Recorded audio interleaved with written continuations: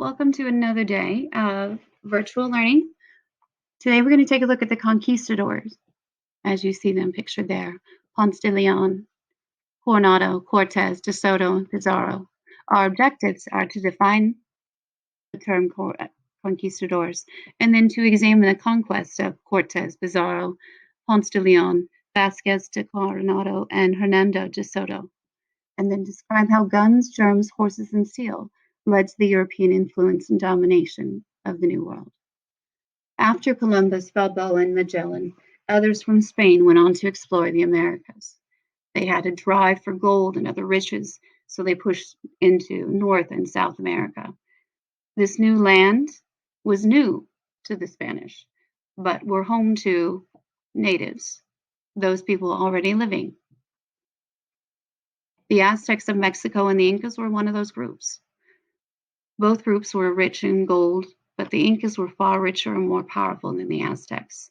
The Spanish soldiers were known as conquistadors or conquerors. Hernando Cortes, who's pictured there on the left, was one of those Spanish conquistadors who landed in Mexico in 1519. And you can see on the right-hand side, I'm using this map, he sailed south of Cuba, across to the Yucatan Peninsula, up into Veracruz, marched through Mexico up into what we know as Baja California, back down, and finally ends in Honduras. Here's another image, more magnified, of the Aztec Empire and the cities that were located there. The Aztec emperor, commonly referred to as Montezuma, is pictured there on the right. The Aztecs thought that the conquistadors were gods and oftentimes sent them gifts. Cortes led the Spaniards against the Native American allies to the Aztec capital of Tenochtitlan. Outnumbered, hundreds of Spaniards were killed in 1519. By 1521, Cortes defeated the Aztecs, and Tenochtitlan was renamed Mexico City, which we know now as the capital of Mexico.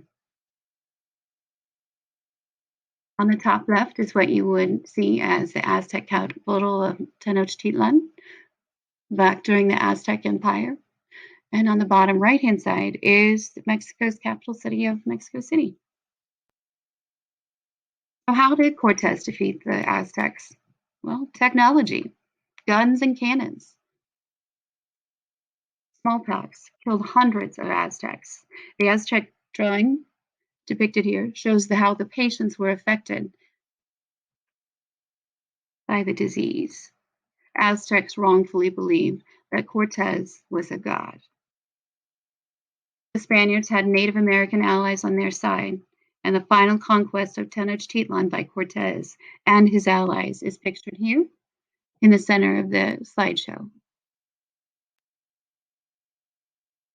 Now we're going to take a look at the Inca Empire, and you can see it is circled in red, so it makes up a large chunk of what we know now as Chile and the South American continent.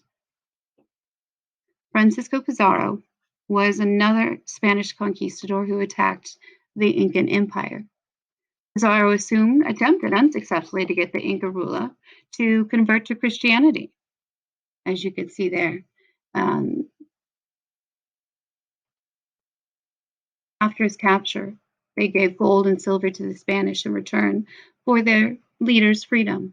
And after his capture, he offered the Spanish a room filled with gold to up where his arm reached, and 2 more in silver in exchange for his release. He was killed after the Spanish received as you can see pictured in the image, he was declared a heretic for refusing to recognize Christ's faith, for proclaiming himself son of the sun. Pizarro then founded the city of Lima, which today is the capital of Peru. You can see the picture on the right-hand side is the statue in Lima, Peru, and on the left-hand side is a map depicting where Peru is and its capital city of Lima. Ponce de Leon sailed with Columbus on his second voyage. He explored and conquered Puerto Rico and became its governor. He later sailed to North America, landing in present-day Florida, searching for the fountain of youth. He was the first Spaniard to set foot on what we know today as the United States. You can see here he's sailing north past Puerto Rico, the Dominican, up through the Bahamas, past Cuba, and up into Florida, where he landed at St. Augustine, and then he comes back down south of Florida and just north of Cuba. Hernando de Soto traveled with an army of 600 conquistadors.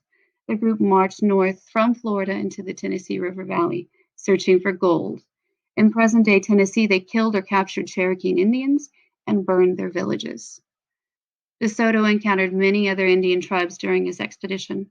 He encountered the mound builders, killing between 2,500 to 11,000. After his battle, De Soto's men were in poor condition. Many died, while others deserted. The remaining soldiers marched to the Mississippi River. They were the first Europeans to see the great river. In 1542, De Soto died of fever. His men buried him in the Mississippi River to hide his death from the Indians. Though he found no gold, Hernando de Soto claimed the land he explored for Spain. The remaining men returned to Mexico.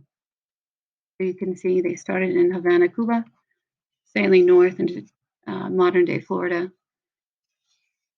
coming down and sailing into the Gulf.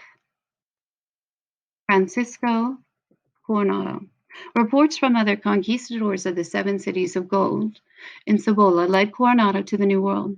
He traveled to New Mexico in 1540 and captured the Zuna town called Cibola. There he found cities of adobe and bushels of corn, but no gold. Coronado encountered the Zuni and other Pueblo Indians. He demanded food and clothing and angered the natives. Coronado is credited with the discovery of the Grand Canyon and several other famous landmarks in the American Southwest. Coronado traveled all the way to present-day Kansas, returning to Spain in 1542 without any treasure. So you can see here on our Google side, we have the Spanish conquistadors, Ponce de Leon, Cortes, Pizarro, De Soto, Coronado. The dates, as early as 1513, all the way to the different areas that are explored: Puerto Rico, Florida, Mexico, California, Southeast North America, Southwest North America, the West Coast to South America. You can see the Spanish Empire in 1770 is in the kind of purple color, as it is over in North America, Spain, much of Central America, and a large section of South America. And of course, then over here in the Pacific as well. So, how do each of the following lead to European influence and domination? Guns, germs, horses, steel. And what do we know those to mean?